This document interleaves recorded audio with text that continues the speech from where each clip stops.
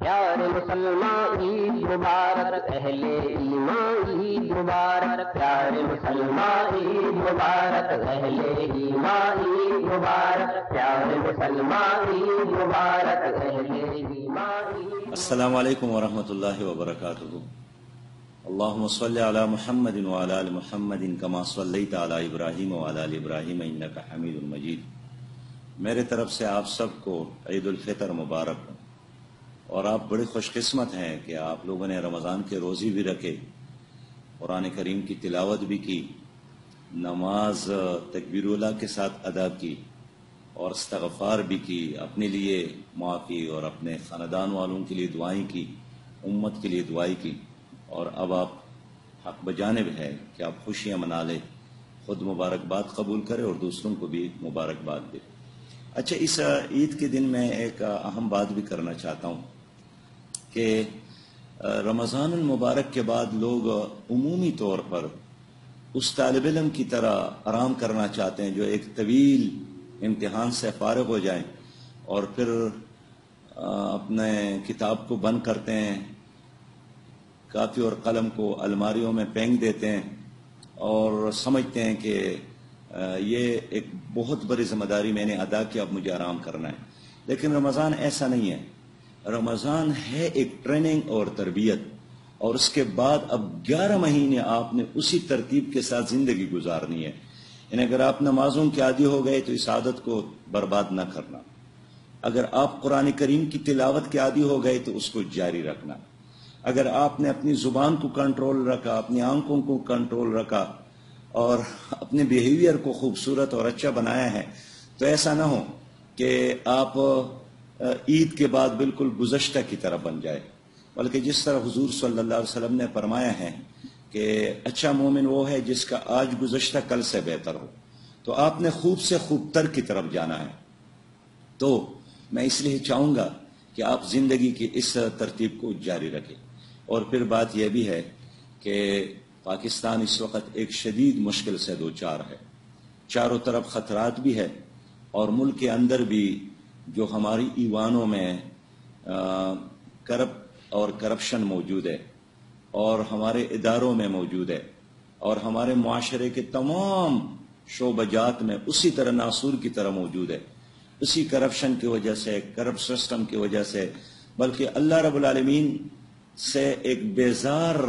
Status کو کی وجہ سے ہمارے ملک آج مسائل کے گرداب میں ہے۔ تو یہ ہمارا ملک، یہ ہمارا گھر بھی ہے، یہ ہماری کشتی بھی ہے، یہ پاکستان ہمارے لیے ایک مسجد بھی ہے، یہ پاکستان ہمارے لیے ماں کی طرح ہے، یہ پاکستان ہمارے لیے آخری قبرستان بھی ہے۔ تو اس لیے ہمیں نہیں چاہیے کہ ہم اس مسجد کو چھوڑے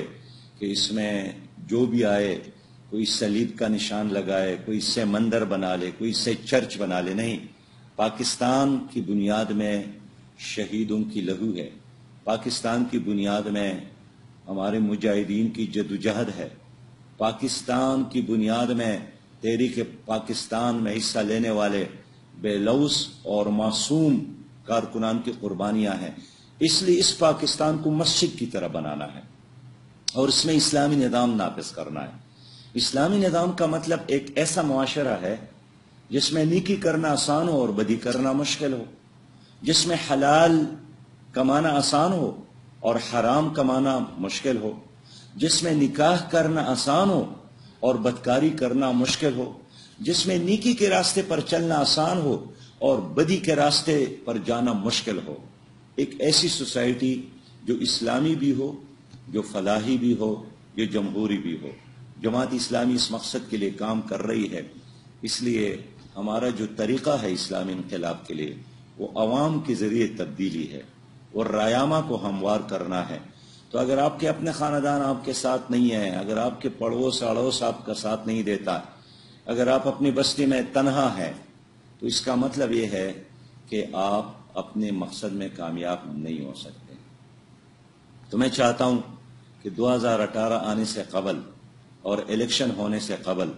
آپ اسلامی نظام کے لیے جمہوری راستے پر چلتے ہوئے لوگوں کو اپنا ہم نوا بنا لے، لوگوں کو اپنا سپورٹر بنا لے، لوگوں کو اپنا ووٹر بنا لے۔ اور یہ کسی تقریر کے ذریعے ممکن نہیں ہے، یہ آپ کے رویے کی بنیاد پر ممکن ہے، لوگوں کی خدمت کی بنیاد پر ممکن ہے، بلکہ سچی بات یہ ہے کہ لوگوں کے ساتھ محبت کی بنیاد پر ممکن ہے، اور یہ مصنوعی بھی نہیں ہو سکتا ہے جبکہ آپ دل سے لوگوں کے ساتھ محبت نہ کریں۔ تو میں تو ایک بار پھر آپ کو وہی ہدف دوں گا جو مینار پاکستان میں نے دیا تھا کہ ہر اسلامی انقلاب کا داعی کم از کم 100 ایسے لوگ تیار کرے جو اسلامی نظام کے لیے ووٹ بھی دے دے، اسلامی نظام کے لیے سپورٹ بھی دے دے، اسلامی نظام کے لیے قربانی کے لیے بھی آمادہ ہو۔ تو اگر آپ کے دل میں اسلامی نظام قائم کرنے کا جذبہ پیدا ہوا ہے، اس کا مطلب یہ ہے کہ آپ نے صحیح روزہ رکھا ہے۔ اگر آپ کے دل میں اللہ کے دین کے غلبے کا جذبہ نہیں ہے تو اس کا مطلب یہ ہے کہ آپ بھوکے اور پیاسے تو رہے ہیں لیکن روزے کا اصل مقصد آپ نہیں پا گئے۔ اس لیے میں ایک بار پھر آپ کو مبارکباد دینا چاہتا ہوں، اور آپ کے اہل و عیال کو بھی، اور آپ کے پورے خاندان کو بھی، اور آپ کے دوستوں کو بھی۔ السلام علیکم ورحمۃ اللہ۔ پیارے مسلمان عید مبارک، اہل ایمان عید مبارک، پیارے مسلمان عید مبارک، اہل ایمان عید مبارک، پیارے مسلمان عید مبارک، اہل ایمان عید مبارک۔